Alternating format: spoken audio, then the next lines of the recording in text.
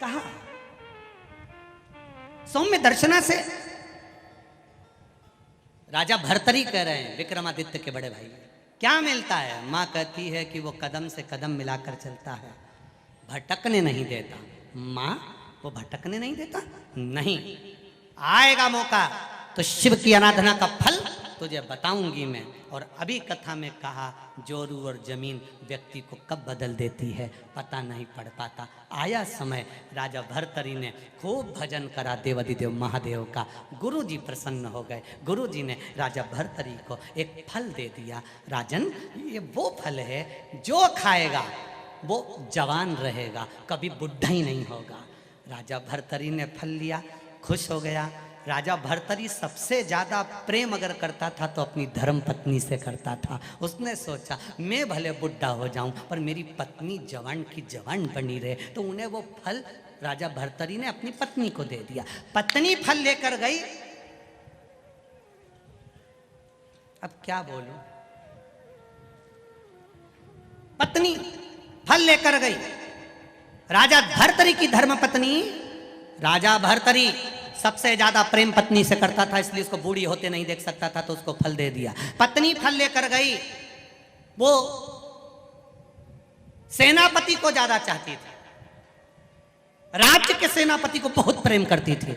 उसने सोचा फल मैं खा लूंगी, जवान हो जाऊंगी, पर जवान तो मैं जिसको चाहती हूँ सेनापति को होना चाहिए। तो सेनापति को फल दे दी कि इसको खा लोगे, जवान रहोगे, मरते दम तक बूढ़े नहीं होगे, मरते दम तक बूढ़े नहीं हो गए। सेनापति ने फल लिया। सेनापति, रानी सेनापति को चाहती थी पर सेनापति रानी को नहीं चाहता था। सेनापति रानी के यहाँ जो एक नौकरानी थी दासी, उसको बहुत प्रेम करता था। तो सेनापति ने सोचा मैं बूढ़ा हो जाऊं चल जाए, पर ई के बूढ़ी नहीं होने दूंगा, तो वो फल दासी को दे दिया।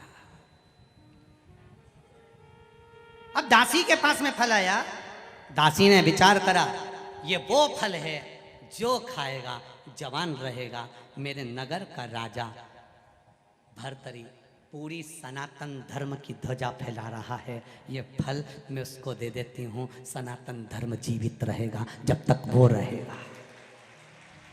फल लेकर वो दासी, वो नौकरानी, वो सेविका फल लेकर राजा भर्तरी के पास पहुंच गई। महाराज महाराज महाराज।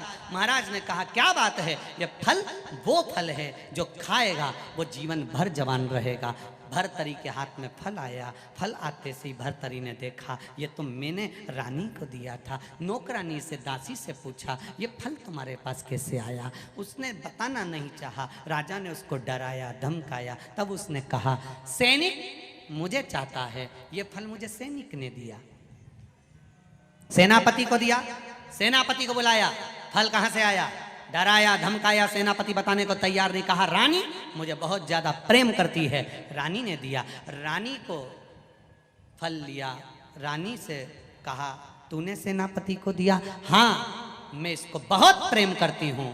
राजा भर्तरी सिंहासन से नीचे उतरा, अपनी माँ की गोद में सिर रखकर बोला माँ, जिस राजा के पास में सारी सत्ता वैभव है और उसकी पत्नी उसकी नहीं हुई, तो ये वैभव का करूंगा क्या? एक क्षण में छोड़ दिया। एक क्षण में जोरू और जमीन कब बदल दे टाइम नहीं लगता। तुलसी बाबा के साथ भी यही हुआ, एक क्षण में बदल गए। कब बदल जाए?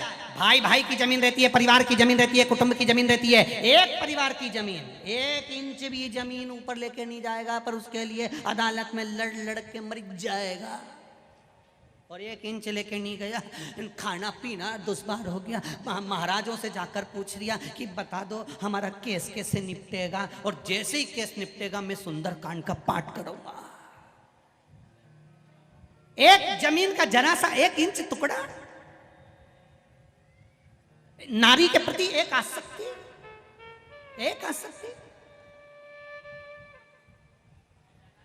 कर दिया। राजा ने अपनी मां की गोद में, सौम्य दर्शना की गोद में, अपनी मां की गोद में राजा भर्तरी सिर रखकर बैठा है। आंख से आंसू मां की गोद में झड़ रहे हैं। सौम्य दर्शना शंकर की आराधना करने वाली 1 मिनट शिव के बिना नहीं रहती थी। राजा भर्तरी की मां, राजा विक्रमादित्य की मां 1 मिनट नहीं रहती थी। आ गई जैसे ही राजा भर्तरी अपनी मां की गोद में सिर रखकर रो रहा था, इतनी देर में राजा भर्तरी विक्रमादित्य की बहन मेनावती वहां पर आई। राजा विक्रमादित्य की बहन का नाम था मेनावती। राजा भर्तरी की बहन का नाम था मेनावती। मेनावती दौड़ कर आई और मेनावती ने आकर देखा, अगर दुनिया में जो संबंध भगवान ने बनाया है ना, भाई का, बहन का, ये संपत्ति बांटने के लिए नहीं, ये विपत्ति बांटने के लिए बनाया है। संपत्ति बांटने के लिए नहीं। जोरू और जमीन व्यक्ति को जानवर बना देती है, थोड़ा बचकर रहिएगा। सहजता में ध्यान रखकर चलना है। एक नारी के चक्कर में पूरी महाभारत हो गई।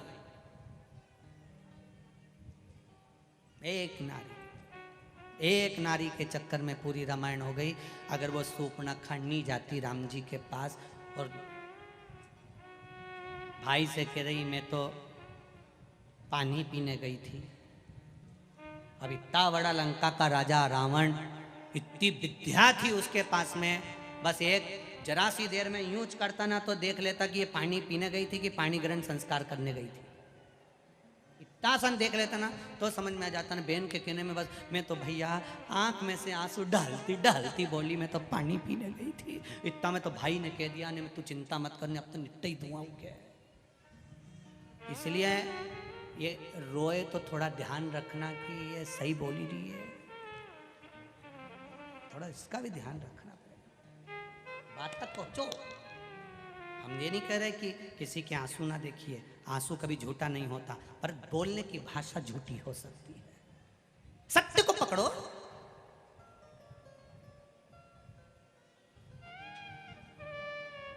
भोलेनाथ दया करना,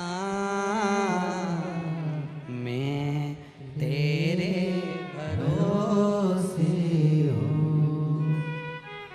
मेरे बाबा दया करना, मैं तेरे भरोसे हूँ। ना घर के भरोसे हूँ, ना परिवार के भरोसे हो, ना घर के, आप भी बोलिए, ना घर के, जरा तेज,